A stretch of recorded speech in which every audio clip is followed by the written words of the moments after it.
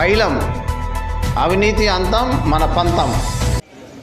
ఆయన అనుసరించేటువంటి విధానాలు మొత్తం కూడా ప్రజలకు, రైతులకు, కార్మికులకు ఉపయోగపడే విధానాలు ఏ ఒక్కటి కూడా లేవు.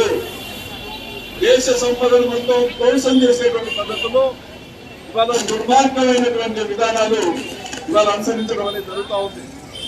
ప్రజల మధ్య ఐక్యత లేకుండా మత విద్వేషాలని రెచ్చగొట్టి మొన్ననే మనం చూసాం.